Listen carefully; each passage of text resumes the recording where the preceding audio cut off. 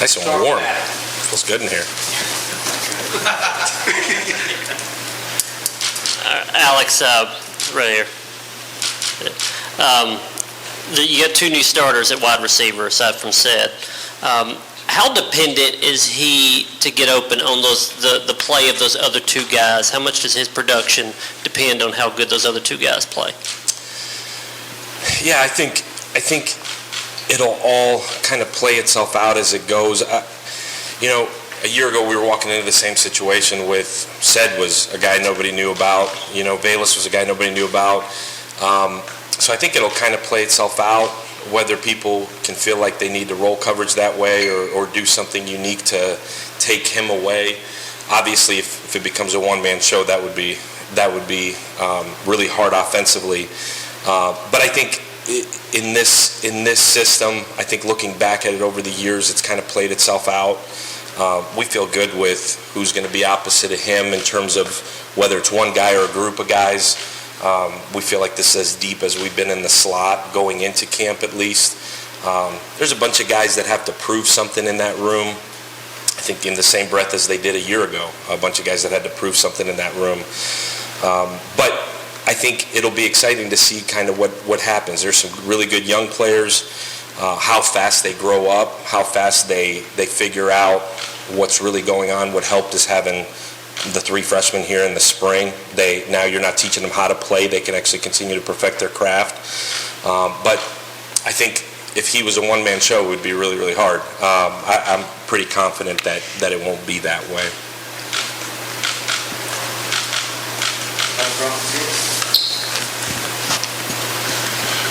Alex, can you talk about the tackle competition with those guys and obviously 2 very important positions?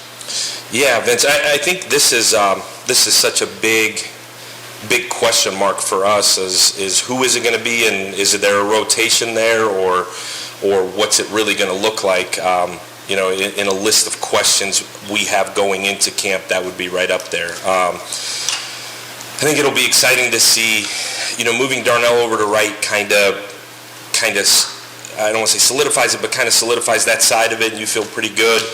And then letting Dane and Gerald and JJ figure out who the second guy is and who can play over at left. We went through spring, left there, feeling pretty good. I think just as important as who starts out there is who's the 3rd and the 4th. Last year we got to the 3rd and the 4th pretty quick. You hope you don't, but you got to have a 3rd and 4th and really even 5th, and figuring out the depth there. I think whoever's going to be there on the left side hadn't played a whole lot of football. So, Dane's played the most. I think Dane gives us a veteran presence. I think Dane gives us some flexibility with being able to play inside. But JJ and Mintz are both going to be guys that obviously Mintz hadn't played any there for us, and JJ's played really limited snaps. So it'll be a really good competition. We're gonna make it hard. We're gonna go, and I think from a mental standpoint, both those guys are ready to roll. I think it'll just be a matter of who can be the most consistent. We just got done talking through as a whole offense is who can string days together. That spot especially, who can string days together, and that's who we're going to roll with. And we've rotated there before. Gosh, you'd feel good leaving camp if you said, man, we got 4 at tackle that we can go play with. But it'll be a really interesting competition. It'll be graded daily. They'll both roll with the ones. Dane will get some with the ones, and hopefully by that second scrimmage, by practice 12, you feel like, all right, this is who it is. But I would feel a lot better if we left saying we have 7 or 8 than, man, that's our starting left tackle. Ben and Patrick. Alex, just where do you feel Jalen Hyatt and Jimmy Callaway are going into camp, and those 3 freshman receivers, just how excited are you to see what they can do this fall camp? Yeah, I think that competition in the slot with Jalen and Jimmy and Squirrel, with Walker being able to get some in there as well. I think Walker's experience a year ago was priceless because he's a guy we feel like can be a swing guy for us. I'm excited to see all 3 of those guys. I think, Jalen had a really, really good spring. Jimmy finished spring really well. And Squirrel was was so exciting to see this spring, just because of what his mental makeup is, what his skill set is. That he's in so many ways, Squirrel in so many ways is mature beyond his years. But I've said this before, I think so much of what a season is who can handle it.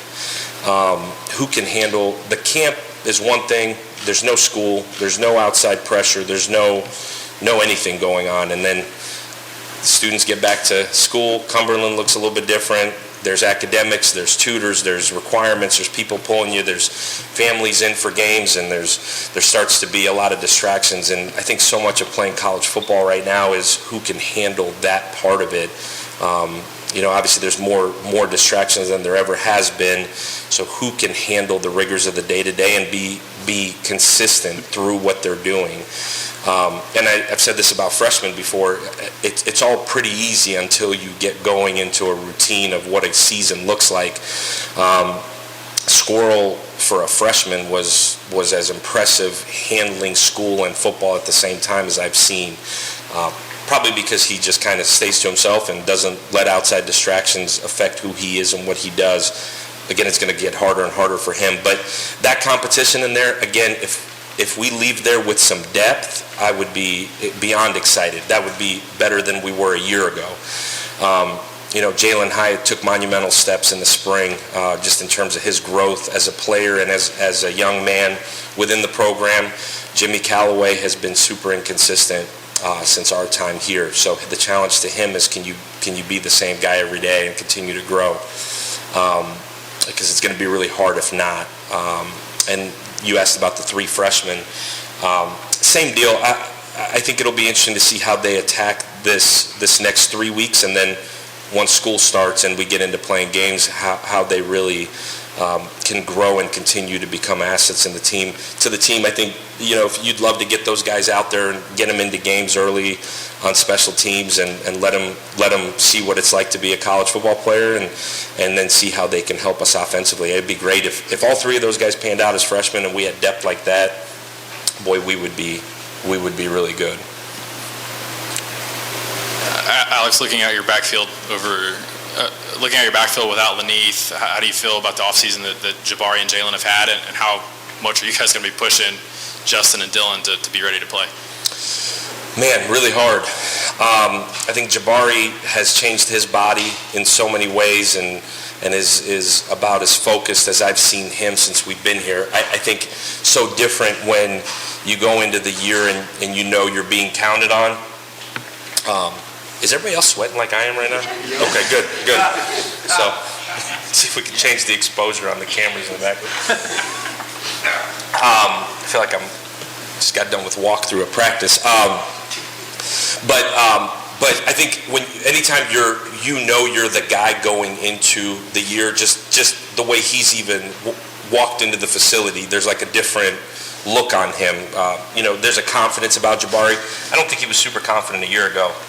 And there's a confidence about him. He's changed his body. He's 210 plus pounds now. I joke with him that he now looks like an all-purpose back rather than a third down back.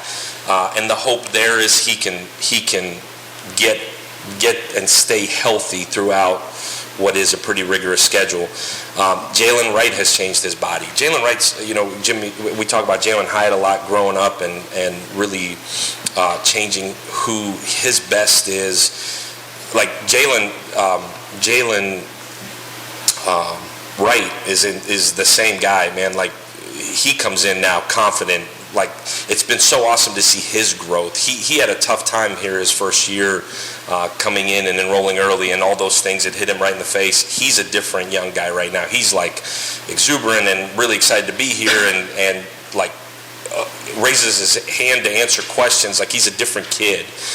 So that's been really, really exciting. Now, those two young guys, Justin and Dylan, they've both been told you're going to get as your work deserves, and we need both those guys. We're not very deep. We got to do a really good job managing those guys through camp and keeping them healthy. We're going to give Justin Williams and Dylan every opportunity to see if those guys can play early, and let them run behind the 1 and 2 O-line and see what they can do. The running part, not as concerned about as can you protect the quarterback. Those are the things for a young back that can cost you football games, is not being able to protect. And so those guys have had a good summer. Jerry Mack's done a really good job getting those guys ready. Justin, we've seen. It'd be interesting to see what his growth looks like. That's a big question mark. We talked about like tackle. Big question mark to see what Justin has been able to do this summer, how that translates over into real football. And then Dylan, enrolled in June. So I'm excited to see Dylan because I think there's some really unique playmaking ability in space with him. And I think he can do a lot of things, at least off of high school film, and he's got real track speed, and he's a tough, smart young man. I'm really excited to see what Dylan can do. So we're going to need them all at some point.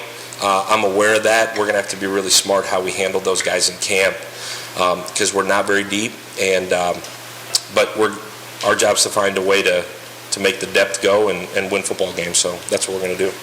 Brenton Madison.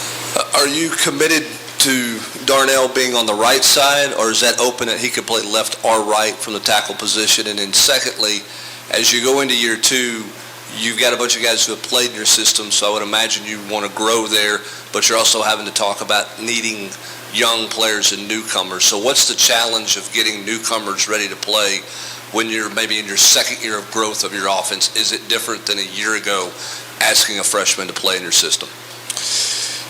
Yeah. Darnell Wright, Brent. Darnell Wright, in our mind right now, to keep him on the right, let him get comfortable, which is what he felt like was his natural home there 2 years ago, and letting those guys compete on the left side, I think will give those guys on the left side the best chance to compete rather than flip-flopping those guys. We want to see who can do it and then figure out the depth from there, because whoever ends up being third is going to have to be a swing guy. And so letting those guys compete at one spot would make it easier. Can Darnell flip over? I'm sure he could. But then moving those left guys back and forth, I don't think will give those guys the best opportunity to show us what they can do and give them an opportunity to be successful. Freshmen in their second year, I think at the skill spots, unique because all of them except for Dylan Sampson were here early. And so they were thrown right into the culture, thrown right into the football. So I think they've got a better chance this year. A young guy has a better chance this year to play than a year ago. A year ago, you were trying to find the 11 that could play in a game without all the other craziness that was going on. But the 11 that could play in a game, so you had to be mature, you had to have learned it fast enough, and you had to have been physically ready. Now, you got a year under your belt. Those guys came in where they didn't have to learn it totally from scratch. They were able to get extra attention this spring. I think it gives them a better chance to compete this fall. Again, I go back to, we would love to play as many guys as we can. I think it would make us better because of the tempo we play at.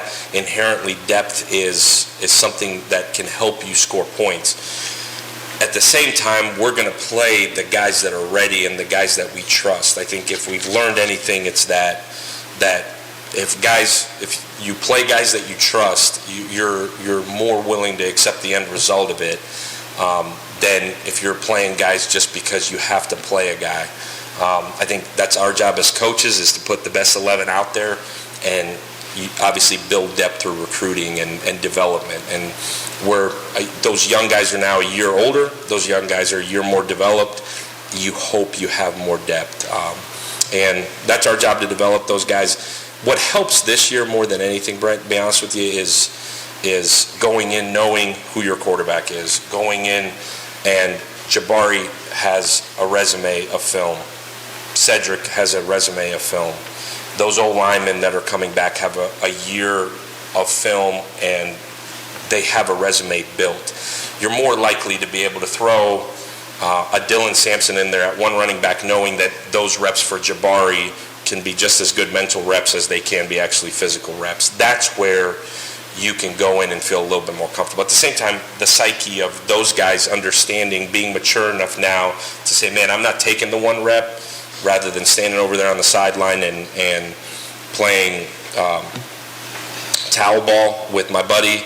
I now know what's going on, and I'm locked in and watching and being able to steal reps mentally rather than physically having to go through them to allow young guys to get reps. I know that was really long-winded, but I guess yes would be the answer. Madison in the back. Coach, you talked about it some with just the competitiveness going on in the slot right now. Heupel was telling us, well, Hendon Hooker is QB1. Him and Milton really have a healthy competition going on every day as well. How have you seen their leadership really encourage and motivate some of these younger guys to compete every rep of every practice? Yeah, I think just the way Hendon and Joe carry themselves, one, their competitive relationship with each other has been really fun to watch because they do truly like each other and encourage each other and are each other's biggest fans. I think the young guys and that slot position's really, really young, having somebody to look at and say, man, that's how you become a college football player. That is how you act. That is how you come to work. I think at every spot is that way, where you're looking for model examples for these young guys, but Hendon and Joe have done a really good job of taking ownership in it, not feeling like they're stepping on each other's toes. I give those two a lot of credit. That's more than I could do at 22 years old, and somebody's in front of me. I'd have a hard time being a good soldier there. But credit to those guys, credit to Joey Halsley and how he's managed that room, and Coach Hype's leadership and pushing that on those guys, what a quarterback is supposed to do, what he's supposed to look like, act like, what the day-to-day looks like. They're still young guys. They still screw things up. And but they have those guys leading has been really, really good. Cedric stepping up in a leadership role, which is way outside his comfort zone. That's not who he is, and us putting pressure on him to do so has been monumental there. Jalen Hyatt has developed into a leader in that group. Because of the way he's worked, he's earned the right to do that. So it's been really, really fun. But, give Jerome Carvin a lot of credit. Like, he's taken a ton of ownership for us. I think a year ago he was kind of looking around like, what the heck is going on? He's taken a bunch of ownership in the entire thing too. So, but their relationship is unique. Like I said, give those guys a lot of credit. I couldn't do that. I think most of us grown-ups got egos that couldn't handle it. Last question really quickly, Jim. Coach, in the NFL, the left tackle is valued more than the right tackle because they're protecting the blind side. In an up-tempo offense, is the left tackle any more important than the right tackle? Yeah, I'm not sure what the tempo would really have to do with it. It is the blind side for the quarterback. We can control who's got help and who doesn't in terms of schematically. But I'm not sure if the tempo really has anything to do with the blind side. And I'm not being facetious in the answer. Just that is the blind side for a right-handed quarterback, but the scheme more so dictates it than the tempo in that world. Trying to stump me there at the end. Good. Thank you, guys. Yep, absolutely.